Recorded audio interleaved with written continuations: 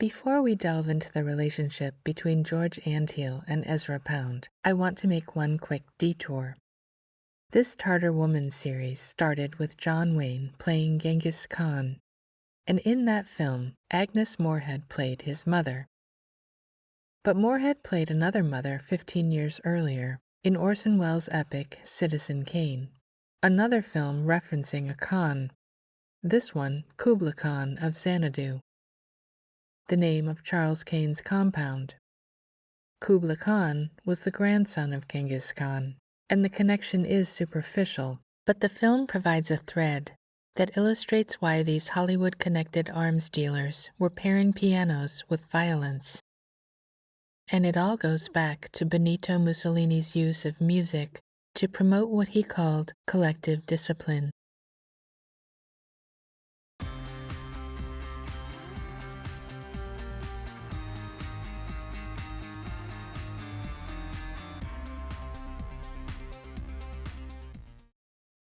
Herman Mankiewicz co-wrote Citizenkane with Orson Welles. Mankiewicz was part of that wave of screenwriters who arrived in Hollywood in the late 1920s with a connection to military intelligence. In Herman's case, it was his son, Don, but Herman himself was also in the military.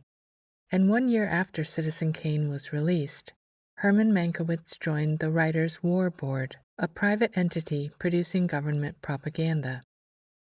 According to Wikipedia, the WWB worked, according to an employee, as an arm of the government, and the activities were so extensive that it has been called the greatest propaganda machine in history.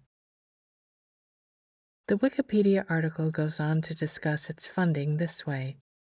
The civilian WWB was formed at the request of Julian Street, Jr., head of the writing staff for the U.S. Treasury Department. Street spoke with playwright Howard Lindsay about organizing a group of prominent writers to promote the sale of war bonds. That's the financial reality here. Hollywood screenwriters who considered themselves artists, but who were really just promoting and increasing the national debt to fund war and the military-industrial complex.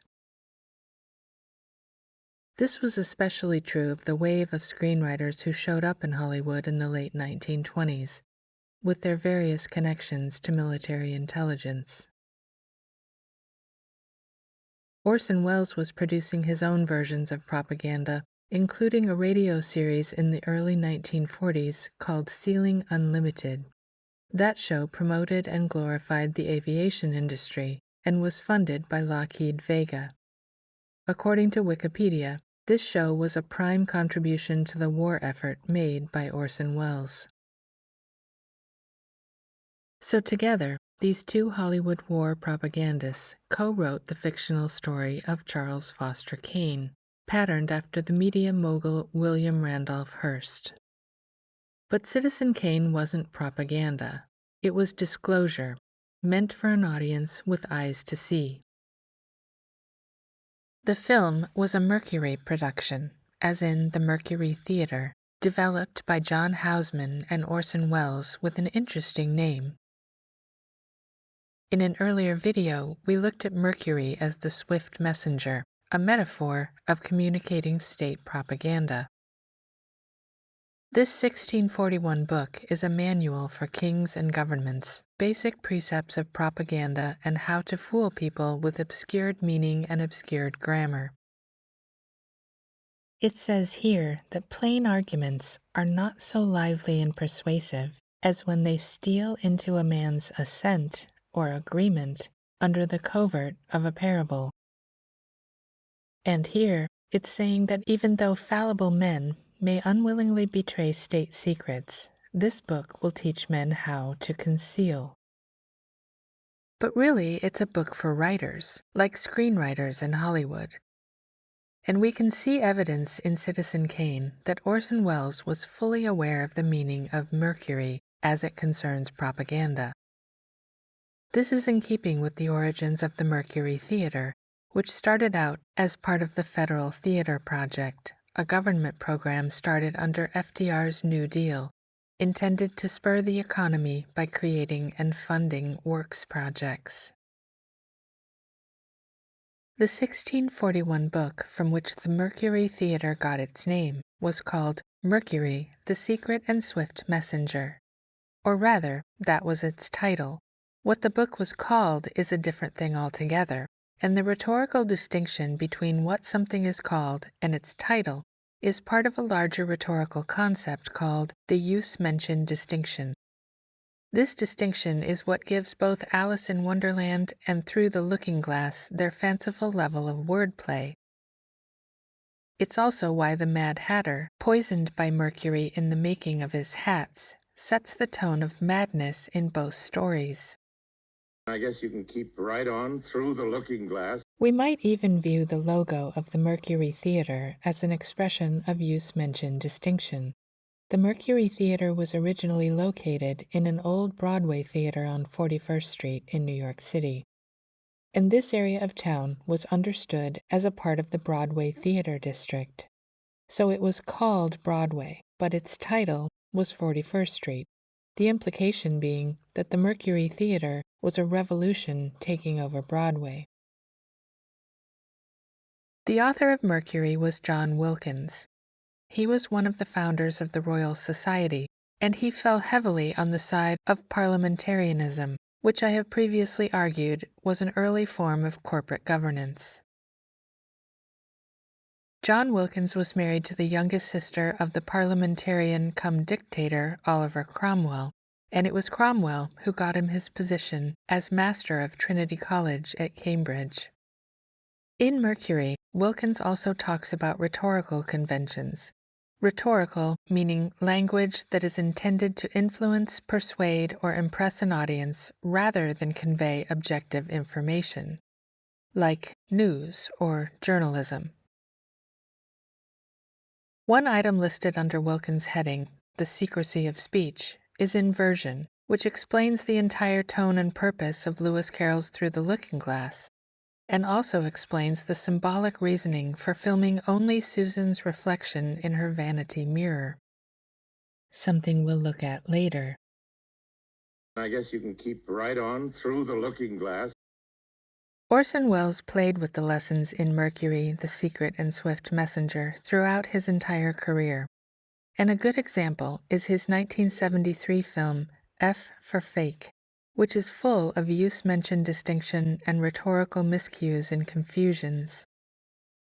Ladies and gentlemen, by way of introduction, this is a film about trickery and fraud, about lies. Tell it by the fireside or in a marketplace or in a movie.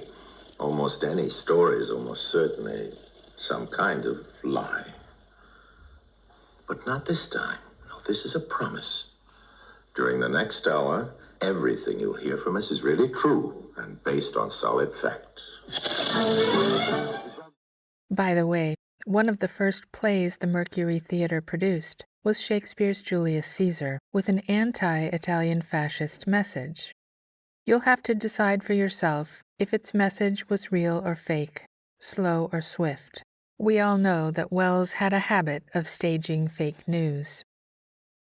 Somebody down in South America did an imitation of that broadcast, and he ended up in prison. So I shouldn't complain, I guess. I didn't go to jail. I went to Hollywood. The disclosure in Citizenkane regarding how media was tasked with shaping the public's support of specific wars was simple and obvious. Wheeler, any answer? Yes, dear Wheeler, you provide the prose poems, I'll provide the war. And many people were already aware of how war was sold to the public, especially those who had read Merchants of Death. But later in the film, his disclosure about war, creating the lucrative demand for war movies and Hollywood armaments, grew much more cryptic as the Kane Empire was expanded into broader forms of entertainment than just the news.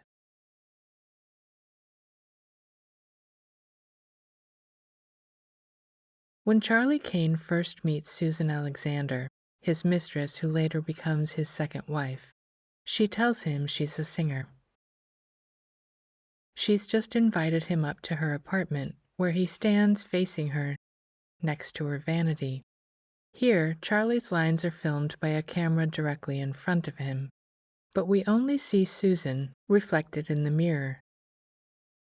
Susan is being inverted in real time, from toothache pain to laughter, then later, from floozy mistress to respectable opera singer. The same inverted reality Nick Nightingale saw through his blindfold in the mirror hanging above his piano. And not surprisingly, Charlie soon asks Susan, Have you got a piano? A piano? Mm-hmm. Yes, there's one in the parlor. She had been telling him that she wanted to be a singer, but this statement was immediately qualified, or more specifically, it was completely denied. No, I wanted to be a singer, I guess. That is, I didn't. My mother did. What happened to singing? Well, Mother always thought... She always talked about grand opera for me, imagine. But my voice isn't that kind. It's just... Well, you know what mothers are like. Yes, I know. He's thinking of Agnes Moorehead. In Hollywood, Moorehead was the mother who would later raise Genghis Khan to be great in The Conqueror of 1956.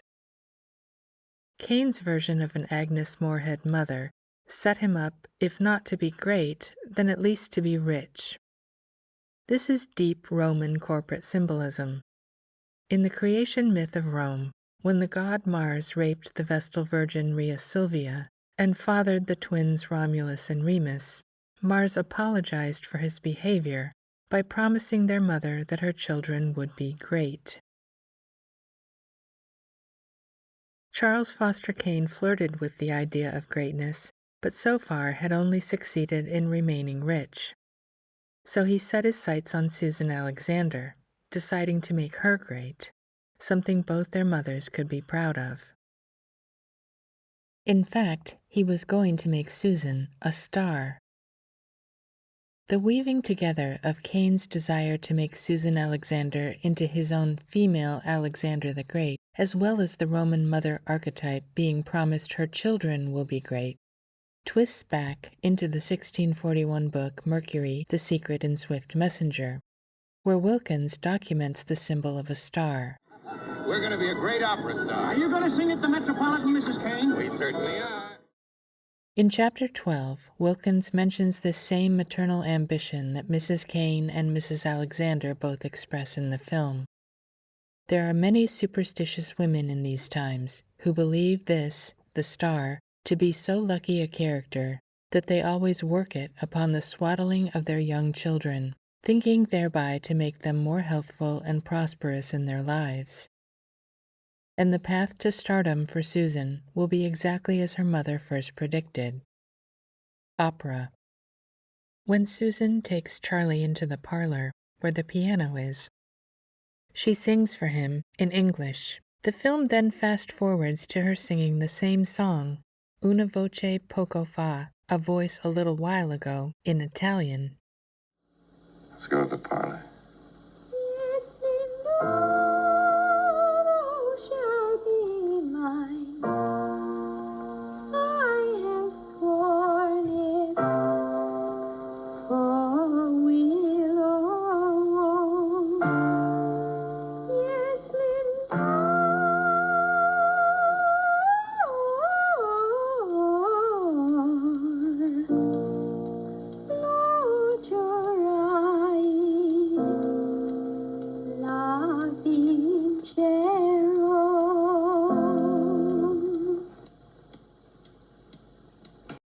The song is from Rossini's opera, The Barber of Seville. This use of opera in Citizenkane is saying something specific with regard to World War II-era fascism. In traditional Italian opera, like The Barber of Seville, a piano wasn't part of the public performance. Opera singers were accompanied by an orchestra. But modernist composers began to experiment with opera norms, and the generation of 1880 began to feature the piano in operatic music. For the Italian composer Alfredo Casella and his 1931 opera La Donna Serpente, a piano was used, but more like a drum. As Google tells us, Casella used the instrument not for traditional bel canto accompaniment, but as a percussive voice. The following clip wasn't from that opera, but from another piano composition written by Casella that illustrates the piano's percussive voice.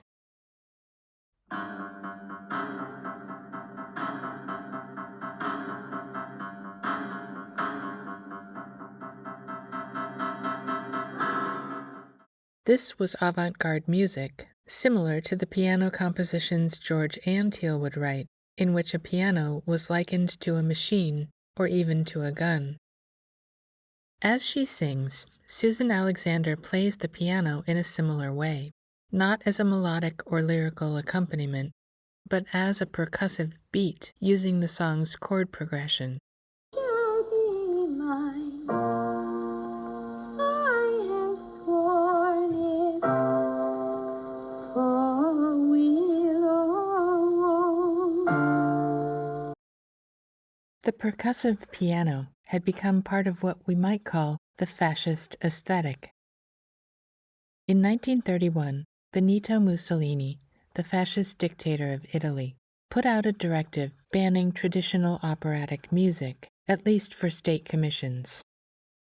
In the directive, he wrote, "I order that from now on, the embassies and consulates should not foster, in any way, musical ventures in opera, songs, concerts, or musical soirees.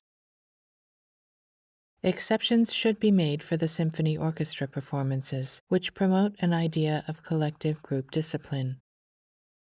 The modernist avant-garde piano was now seen as influencing psychology in a way that promoted fascism. Mussolini had a close relationship with Alfredo Casella. In fact, Google calls Casella the unofficial musical propagandist for Mussolini's fascist regime. Mussolini had attended the premiere of Casella's opera that used the percussive piano. In addition to writing what many call fascist music, Casella was also one of the founders of the Corporation of New Music in 1923 to expose Italian audiences to avant-garde music. In another coincidence, George Antheil had been a student of Alfredo Casella for a brief time in 1920, and the two had very similar perspectives on the piano. In fact, George Antheil seems to be connected to every node we're looking at in this series, as Antheil was hired by Orson Welles to write the music for his 1947 film, The Lady from Shanghai. Fascism, as corporatism, is the political elevation of the corporate group above the individual. And because Casella's percussive piano was somewhat reminiscent of the rhythm of a marching company of soldiers, it made a good musical symbol for the collective as a fascist ideal. When Susan Alexander plays percussive piano to accompany her own opera singing, this is also a fascist musical statement. And what we find in Citizenkane and its operatic subplot is a retelling of modern fascism's creep into the U.S. In the newsreel at the beginning of the film, Kane is accused of being both a communist and a fascist, and he gives instead a third interpretation, that he's an American. This is assumed to be a denial, as no true American could be either communist or fascist, but that assumption is the central illusion of the film. Nobody catches it because it's true that Kane is nothing like a communist. But Kane, the American citizen, echoes Mussolini's own third way between capitalism and socialism, known as corporatism. And Kane is most definitely a corporate person. He explains it to the rich man who acted as his guardian. I think I should remind you of a fact that you seem to have forgotten. Yes. That you are yourself one of the largest individual stockholders in the public transit company. The trouble is you don't realize you're talking to two people. Kane has two separate identities that are bound or joined, incorporated into one body, a corporate person. He is a corporate personhood incarnate.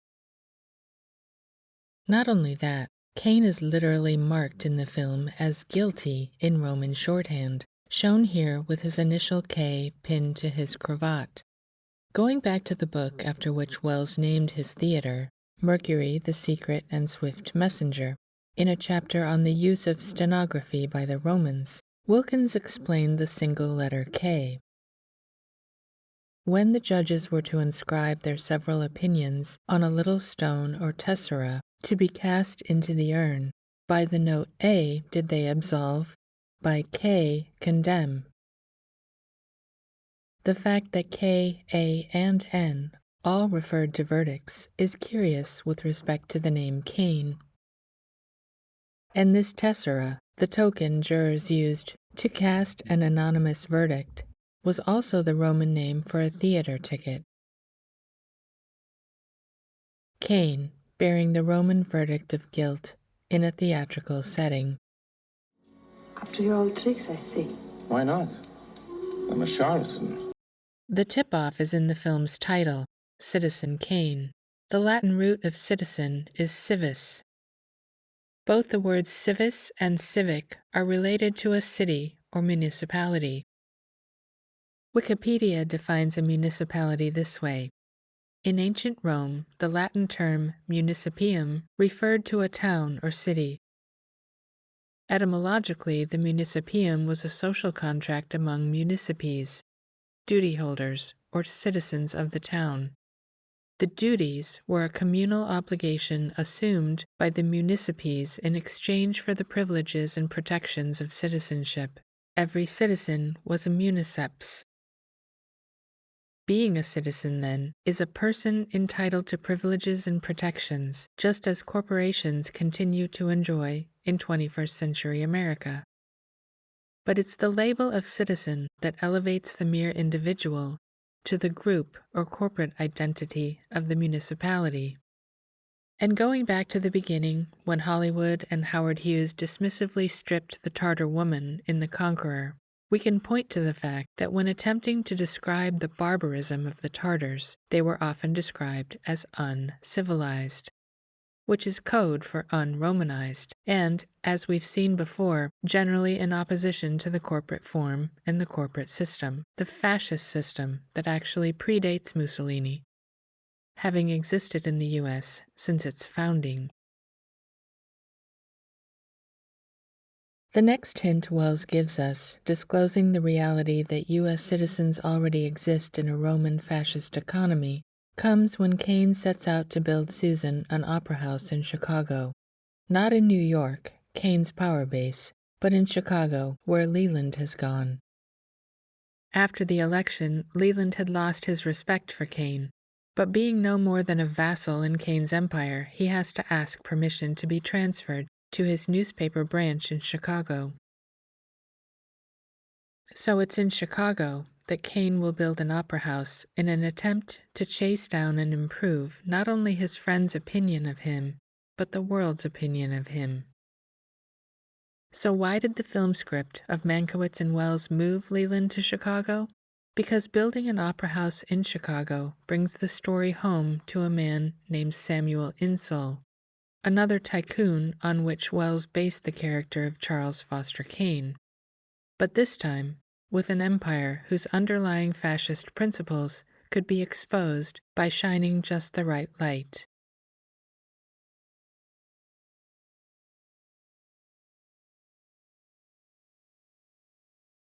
The original opera in the script of Citizenkane was Thais by Jules Massenet, an opera about a female courtesan from Alexandria.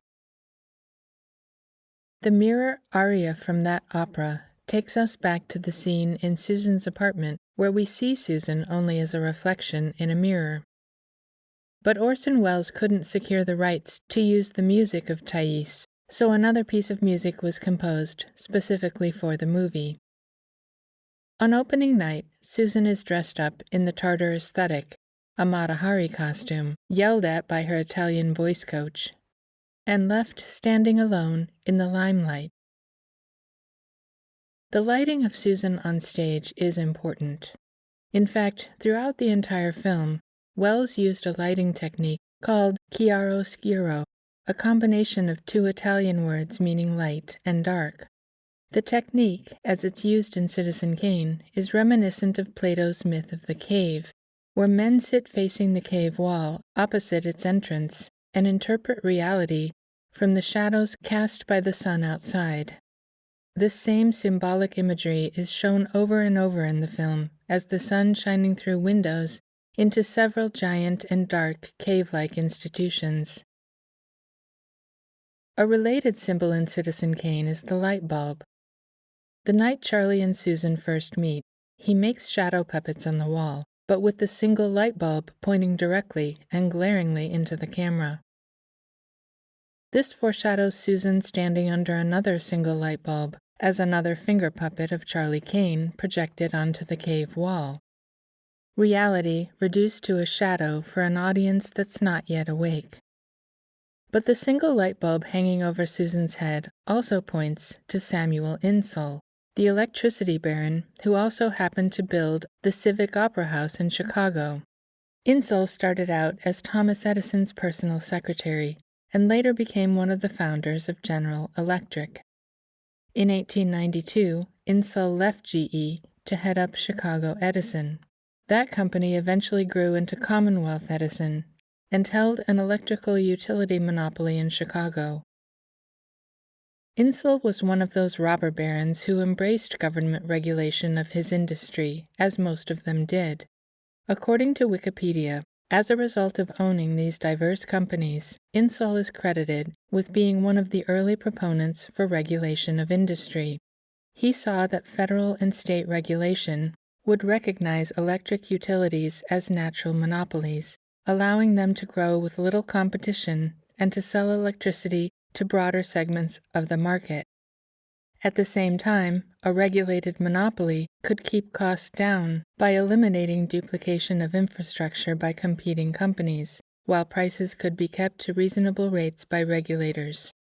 Samuel Insull helped shape the modern U.S. model of the regulated private utility, a model similar to the fascist structure of a public-private partnership, where a privately owned company operates as a legally protected monopoly while its rates are publicly regulated. People assume that this is a fair trade-off. The private company can still make a profit, but the public is protected from the monopoly charging too much, as they tend to do. And this is what the tycoons like Insull want us to believe. But the reality is that lowered prices can also be raised by that regulation. When the rates are raised, it's a regulatory lever allowing utilities like electricity to recover approved costs and earn a guaranteed return on its investments. A perk of regulation. Normally, when a private company invests its money back into the firm, that investment always poses a risk. The company might not make a return on that investment. But when a public utility invests its private profits back into the company, the risk is much lower. That's because the risk has been shifted to the ratepayers themselves, who can't choose to find a cheaper alternative because they're dealing with a public, regulated monopoly. Let me restate this concept with the help of ChatGPT. In a competitive market, investors ordinarily bear the risk that a capital investment may not pay off. In the regulated utility model, by contrast, much of that investment risk can be shifted to ratepayers, who may be required to cover approved costs through higher rates while the utility remains privately owned and continues to earn returns on its rate base. AI goes on to say that regulators do this because something like electricity is considered an essential service that requires investment to keep it running smoothly. Investors are more willing to finance those investments if they have a reasonable expectation of cost recovery and a fair return. What this means is that the government is yet again picking winners, guaranteeing returns on investment for certain investors. One of the best ways to guarantee your investment returns is to invest in regulated utilities, where the regulation ensures your ability to profit. This is just one reason why the robber barons of the early 20th century pushed so hard for their industries to be regulated. Samuel Insull would later build the Chicago Civic Opera, It opened just days after the great stock market crash of 1929. In the 1920s, the word civic carried strong associations with a public benefit to the community, and the name of Kane's Municipal Opera House carried that same implication, a public opera house for citizens who, like Kane, consider themselves American but who live inside a fascist or corporate economy, in which many industries were based on this same public-private arrangement. A privately owned company operated an essential public service under a municipal franchise and some degree of public regulation. But, of course, opera wasn't an essential service to the public. Or was it? It seems that opera, and music in general, may have been considered an essential industry to the elites because of its ability to entertain and thus persuade an audience. In the next octave, I talk about how music has been used by the elites as a tool to influence popular opinion and entrain behavior. For example, in Plutarch's essay concerning music, he wrote that music was used in ancient Greece to psych soldiers up for the fight. Believing the use of music beneficially efficacious to incite to all serious actions, especially to the adventuring upon warlike dangers. If you're interested in reading the next octave, there's a link in the video description. The importance of using music as a rhetorical tool of manipulation was also well understood by Benito Mussolini. He had renovated the Teatro Real dell'Opera in 1926 in order to reflect the cult of Romanita, the fascist cult of the ancient Roman Empire. Mussolini considered this to be a unifying symbol of Rome's imperial past, legitimizing the fascist regime as the expected evolution of the ancient Roman identity. And recall that Mussolini stated what he saw as the value of orchestral music in his 1931 State Directive on Music. Exceptions should be made for the symphony orchestra performances, which promote an idea of collective group discipline. That's one way the fascists wanted to use music, to promote collective group discipline. But music can be used many ways to suit many different political purposes. And this type of group manipulation and entraining was exactly the reason the Federal Theatre Project got started in the U.S. The project produced several plays that pushed political messages to drum up public support. Its most famous piece of propaganda was The Cradle Will Rock, a play that offered the answer to corporate corruption and greed to be organizing workers into their own corporate body, a union. The message was, we can solve the problems one group creates by creating another group, the fascist version of problem-reaction-solution. And the man who directed this play was none other than Orson Welles. Many of the characters in The Cradle Will Rock have allegorical names, like Reverend Salvation and Dr. Specialist, replacing the concept of the individual human being with a corporate personhood, a symbol of every man filling various roles depending on their day jobs. Mr. Mister is the corporate boss in the play, and his name ties directly back to the medieval corporate guilds, the predecessors of modern corporations. The guilds were groups of men separated out by industry that evolved into the livery companies still ensconced in the City of London today. These guilds were like trade associations, finding ways to limit competition, whether by other firms or by apprentices or journeymen looking for work. To enter one of these industries, you had to join the guild, pay your dues, and obey its rules regarding work standards and pricing, so as not to undercut your fellow brothers in the guild. The term Mr. derives from the guild term mystery, meaning a trade that protected its own tricks of the trade, which were held secret and communicated only behind the closed doors of the guild hall. A mister was a tradesman having mastered the mysteries of his trade, as master and mister eventually became interchangeable. But above all, this play, operating as propaganda, celebrating the corporatization of Mr. Mister's employees, was a musical. Its lines were almost entirely sung, like an opera. So yes, the opera form and the opera house in which it was performed were seen by the elites as an essential and important utility for the manipulation and indoctrination of the masses. And this is the reason both Insull and Wells saw the opera house as both civic and municipal. However, the Works Progress Administration, the government agency funding the Federal Theatre project, shut the play down on opening night, a stunt likely orchestrated by Wells himself. I'm a charlatan. Because shutting the play down made news.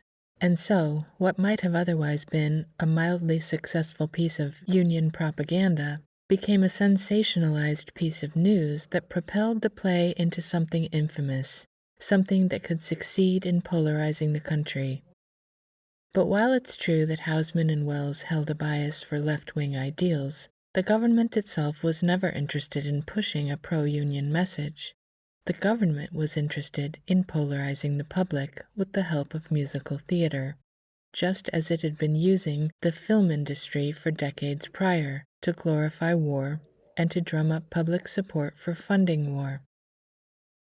The night the play was shut down, Orson Welles hurriedly moved the actors into another theater, and instead of the orchestra that was supposed to accompany the play, they used a piano, the preferred instrument for collective group discipline.